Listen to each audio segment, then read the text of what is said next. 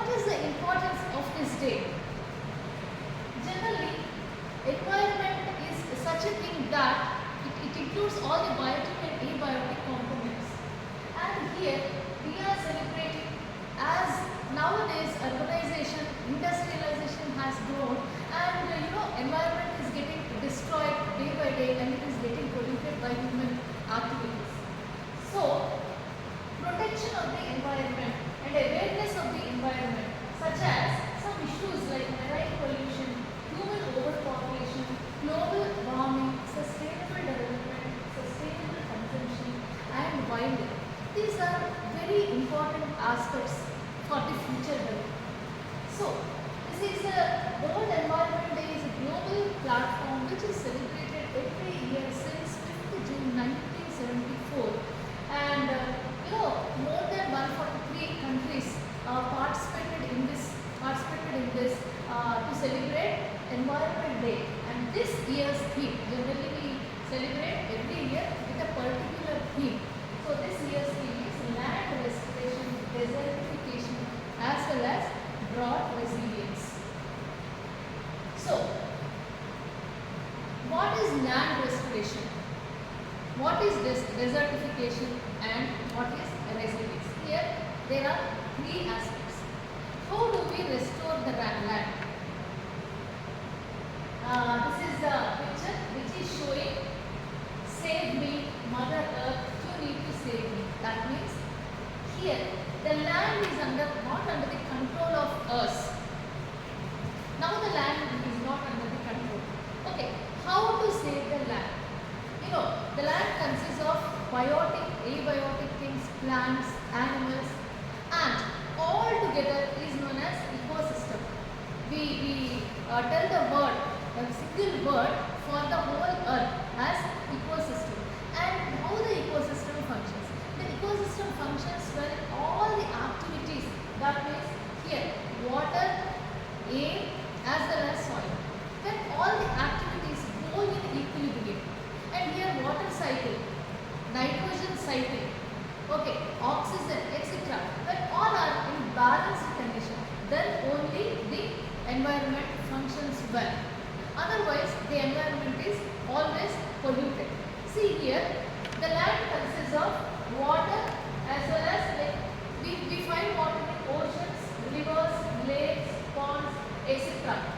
Okay, so how does the human impact these water resources? Nowadays, human beings are polluting each and every water body. Like for example, if we see lake, a single lake if we see, okay, Hussain Sagar Lake. So for example, if we take an example in the Hyderabad, which is the most polluted lake. Okay, in this lake, a single polluted lake does not only pollution to the water body, but also it pollutes the environment which surrounds it. For example, surrounding places, dwelling places, human dwelling places are there. Those places are putrefied, and those places are polluted with the air pollution that arises from the water bodies or from the polluting water bodies. Okay, so this is one of the examples.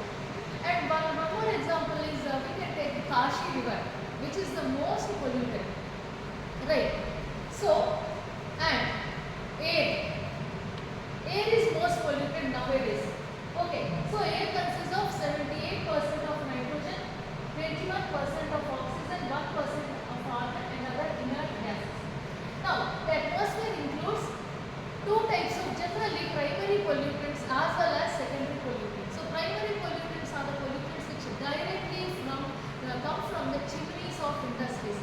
So, what happens? These pollutants directly come, for example, oxides of nitrogen, that is nitrous oxide, nitrogen dioxide, they directly come and they fill the air with the pollutants. So our Mother Earth is getting polluted. So now here we have to be aware on this fact. We have to be aware what steps we have to take in order to reduce these pollutants. Yes, as in this figure we can see, that is that side we can see pure air, clean and green. Whereas this is the picture where like a brown picture where the air has become polluted. Okay. So here what we are doing basically,